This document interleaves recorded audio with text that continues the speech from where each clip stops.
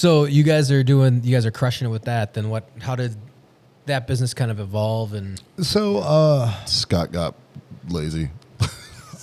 I don't know that I got lazy. No, we were actually at that time we were insanely motivated, and we were looking for something like Scott was saying, the feast and famine. So it was in between the feasting parts of the firearm industry. We were looking for a product like we sold cigars in the gun store retail. We had humidors. We carried a whole bunch of different brands, and we were trying to find a product that could help supplement the gun store when it was slow. And we kept landing back on cigars. And we're like, I don't know, man, it's regulated, blah blah blah. Yeah, like the problem is we were good at kind of decent at social media, and we would do a gun video, right? Mm-hmm. But we wouldn't see any direct sales from it because they'd go to their local gun shop and buy the. Yeah, like, that's a really cool gun. Let me call up Jim Bob down the street. Yeah, but then when I started manufacturing firearms, I seen that if I market this product, I see the sales. Mm-hmm. So I wanted a product that was a consumable because you sell somebody a gun. Yeah, that's it. That's it, away, right? Yeah, and so I wanted a consumable, something that was fun to market. And since we were selling cigars in our gun store, I went to the cigar trade show, and I just started going around talking to all the bigger companies and be like, "Hey, do you guys do social media?" They'd be like, "Oh yeah." Like, well, how many followers you got? Oh, we got a lot. And I'd look it up, and they'd have like 2,000 followers, and they'd been in business for 30 years. So I'd come back, and I'm like, "John, there's room here. Like, we can do this."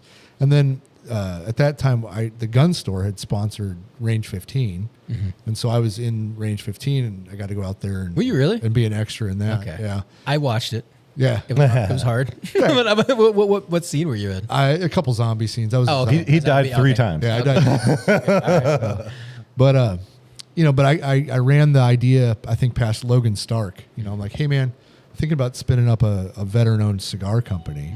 I said there's not too many people that lean into the veteran-owned in the cigar industry, and he thought it was a great idea.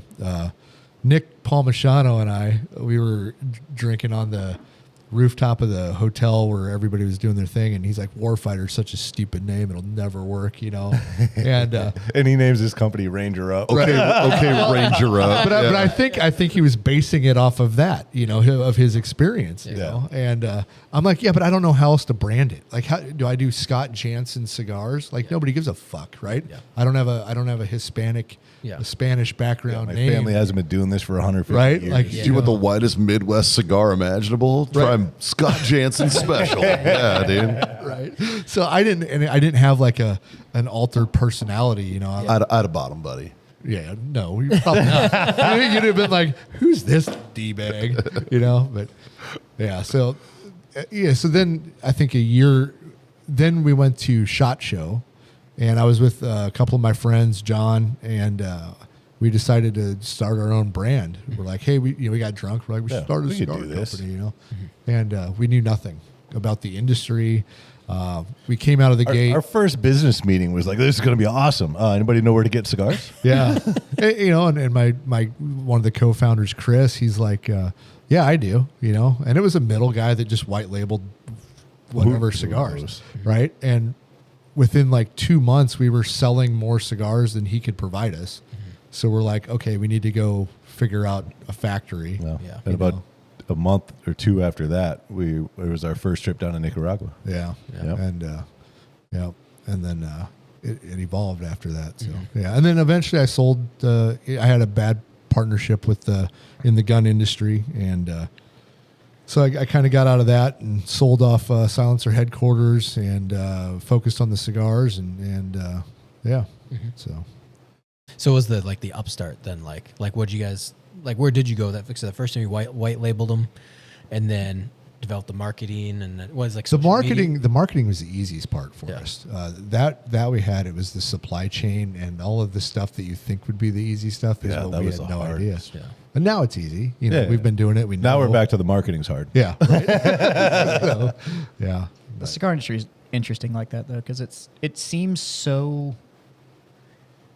From a consumer perspective, the cigar industry is fucking massive, right? There's a million brands. There's humidors everywhere. There's only about 250 brands in the world, and honestly, and they're all owned by like these guys. So you'll or big conglomerates, and it's a big conglomerate. 40 brands. It's one company that owns like 40 brands, and so when you go to like the trade show and stuff like that, everybody knows everybody. Like it's a small. It really is. On the production side of things, it is a very, very small pool. Even smaller. I will tell you, after 6 years of sitting around these three, and three guys who are heavily steeped in the cigar world, and a guy from an outsider perspective, they all know the same people, and but Jazz, you got weird. out of the industry about when we got into it, right? When did you leave the industry? 13. Yeah, and we got into it in 15. We started Warfighter in 16. Yeah. So, but it's one of those things where gatekeeping is not the right word for the industry, but it is one of those. There's a level of entry. There is a before everybody's going to kind of step up and reach down and give you the hand that pulls you up and stuff like that. They got to kind of see that you're hungry enough to fucking make it, because there is so many. There was a bad period in the cigar industry where, like, literally for $7,500 you could own a brand. Oh yeah. And it would show up banded, boxed, the whole 9 yards. There were these companies that were doing what they just talked about. They would essentially The white labels. Yeah. Oh yeah. they would send you like 10 cigars. You'd smoke and be like, I like these 4. And they would go, cool, we're going to make those 4 in 4 different sizes. You're going to get X number of boxes. This is how much it's going to cost. And it was like a flat rate. Yep. And you'll have them in 60 days. There's a company marketing that at this past trade show. Yeah. What's their number? What's that? I'll give it to you if you want it. No, seriously, if you want it. Or I can once we get off air, I can talk to you about a new program that Warfighter Tobacco is spinning up. That's right. Well, then let's talk. Yep. But My dad's not working well. He needs a job. but it is. He needs to do patio. He's just over there thinking about quality control. I know, right? He's like, I could do this all day. But it's one of those industries that once you kind of meet some of the right people, there's a lot of clarity that kicks in. All of a sudden, you kind of go like, oh, Jesus Christ, I was doing this all wrong. Oh, yeah. So it's one of those, once you can kind of break in, the learning curve is kind of steep, but it all happens kind of all at once. Yeah. And then you realize that it is a very old craft. Yep. There's not a lot of steps, but if you fuck up one of them, you end up with a bad product. Yep. Like so it is a Financially, it takes it takes a little bit. There's to a get cost it. of it. Yeah. oh yeah. Well, when we first started going to the trade shows, like, it's hard to, like, okay, where are we going to be in 5 years? Where are we going to be in 10 years? Because we're in an industry that we're new. We don't really understand how any of that works, right? So we just went into it with Kind of approve the concept. we had definitely had a proof of concept, but we went into it with a mindset of like, this is going to work no matter what. Like we're just going to grind until we make this work. And we found out really quickly that that's not how the industry works, right? So what I mean by that is, like, we're talking to cigar shops, and it's like we're like year one, and we're like, yeah, we got the best cigars, we got this, we got that. You know, we already had a legit factory in Nicaragua that was doing all of our production. We had great blends, like everything's on track for us. And what we didn't factor in is, at that time, like Jazz was saying, there are brands that were coming and going in the industry. And so for a retail shop to get behind a brand and that brand disappears a year later, that burns that shop because they invested into it. And then all of a sudden it disappears. Now they're not going to sell what's left of their inventory. And that was quite literally the timeline. It was like the brand would pop up. They'd get like 15, 20 doors to let them in. Yep. And then they'd run these events. The shops would be like, we have faith in it. We'll buy big. This is awesome. Come to the event. Da-da-da-da-da. And literally 8-9 months later, They're done. The owner has disappeared. The brand is gone. Was it more like pump and dump? No, so what they would do is No, they'd get their initial batch of inventory, they'd sell it, they'd spend all the money on whatever they were doing, and then they didn't have the capital to do a reorder, and so they just disappeared. Well, not only that, but you can't just. If I order cigars today, it's a minimum of 120 days to get. So you're really from our factory, right. Yeah. And so if you're trying to project growth, and then if we had a factory delay one time, it's supposed to be 150 days, and it ended up being like 230 almost 300 days. Yeah, Oh wow. it was insane. Yeah, right. I Well, think I remember you talking about that. Yeah, Yeah, because we so what do you do then? yeah, we have all this money invested into it. We can't get the money. We can't get the product. You know. Yeah, And but it's you're not out of a- product. it's not a 1-for-1 replacement either. Yeah. So, you sell 200 boxes this month, and you had a projection inventory for this quarter, but you've already bought for 2 quarters from now, but you had 200 on this order, you have 600 on the next order because you're looking But the at next projection. order doesn't come until. But then the next order doesn't come for that, and then you end up with a 300-day delay because it's somebody all in the sneezed. tropics. So, some storm rolls through, somebody dropped an ash and burnt a warehouse to the ground. Like, it's constant. Yeah. The update when you're on all of the news kind of paths for the cigar industry, the number of stories that happen on like this entire crop was lost, this warehouse burnt down, this happened, that happened, like beetle investment, like it's because it's all organic. And there's no recovery. No. Like, it's not like, oh, well, some of this might be okay. And it's like, nope, if one of them's fucked, it's gone. It's all fucked. And we're starting all over. So now it's grow new tobacco, age new tobacco, roll that tobacco, wait for that to roll and age out. Like, it is. Yeah. It's a lengthy It's almost like a sensitive process almost. Yeah. Like I said, even though it's like, everything's established, we got the money, orders. It is still very much a craft. It's still a craft. And then on top of that, since it's organic, you're right. It's organic. You don't have it can't be grown everywhere. And it's handmade. It's handmade. There are no machines involved in anything from seed to cigar. And keep in mind, you're talking planting, harvesting, nothing. You're also talking about a maintained product. So they do something goofy, like when we had all the ports that shut down because they all went on strike.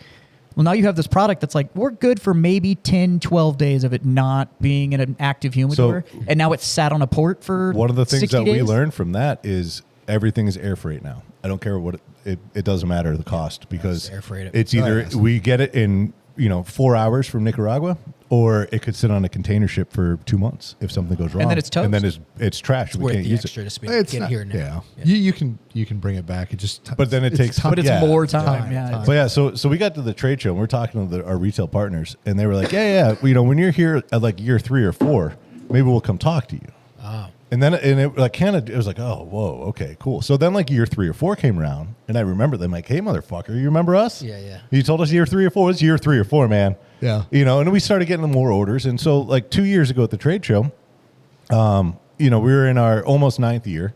And I was like, we got a 10-year cigar coming out in about a year and a half. We're already starting to work on it. Like, it's awesome, blah, blah, blah. And one of the guys who's been in the industry for, 30 plus years now. And he's like, 10 years. He's like, man, you guys are almost an overnight success in this industry. Yeah. Because you got to think, like, we're an infant in the cigar industry. Yeah. There's companies that have been around for hundreds of years, right? We're almost 10 years old. Like, we're so new. I mean, it's exciting, but it's at the same time, it's fun because you typically, I run in the media circles or whatever, and or even like whiskey, whatever. People get into that, but like when you start talking about, or breweries for that matter, that kicked off breweries and beer. But it's like cigars, like no, these guys have been around for longer than these breweries have been around, like longer than the United States have been around. These brands or these this culture. And, it's generational in some of these families. You look at you look at the big picture of a brewery, right? If I could buy all the equipment and brew my own beer, or buy all the equipment and have my own cigars on my control, like that would be awesome. However, it puts me in a category where everybody else can do the same thing. So having cigars be a little bit more difficult isn't always a bad thing. Yeah. Right. Same thing with the reason I sold suppressors. It was more niche. Not everybody did it. Right. Yeah. And so I like products that, where it's like, like I don't want to sell soap. I don't want to sell, I don't want to sell. There are times though where I'm like, you know what? I just wish we sold fucking toothpicks because nobody regulates toothpicks. Yeah, it is true. It's a double-edged sword. Sure. Well, that's the thing too, is I think that barrier to entry, but I mean, it kind of works in your advantage though. If you're like willing to put in that time. Yeah. Like, all right, we're committed. Like, we're going to be doing this, and this is going to be a 10-year plan. It's good to hear, like I said, business entrepreneurs, because a lot of people, like, especially in our generation, it's like, oh, tech, apps, media, social media, social media management, or you go into some of these worlds, they're like, 6 months ago I was on a couch, now I'm a billionaire, or some shit like that. It's like, it kind of does bring back we have to build this from the ground up, and you have to wait. Yeah. Like, there's no speeding up the process unless you're like maybe a celebrity. Yeah. But even then, some of those companies, maybe they're like, I don't care if Matthew McConaughey's attached to it. Right. Where's your fucking supply? Yeah. Like, your Beatles just saying, I can't trust you. Right. Like, because I mean, alcohol, like you said, you can distill it, you can do whatever. But with cigars, you're just like. The interesting thing about cigars and famous people is they never work. It doesn't work like they think it's going to. Yeah. So that you have there's been probably 10, 12 people since we started, famous people that have put their name behind them. Only one has taken off really well. Which one? Guy Fieri. Well, the funny thing is that his name I didn't even know. And the reason is because his name's not on it. It's called the Knuckle Sandwich, but he goes to the trade shows. He does events. He's very hands-on. He puts his puts it behind. Right? He's working it. Yeah. You get these celebrities that here's my name. I'm not doing any fucking work, and I want like, okay, it's not going to work. Yeah. Like we might sell the first batch. The other nice thing with that too is like you'll go and you'll find it on the shelf, and it doesn't say like Guy Fieri's knuckle sandwich. It just says knuckle sandwich. Like it's just there. It's the blend of the cigar, but he's doing it with Espinosa, and but now I think they have like 5 or 6 lines out. Yeah, and it's a legitimately good cigar.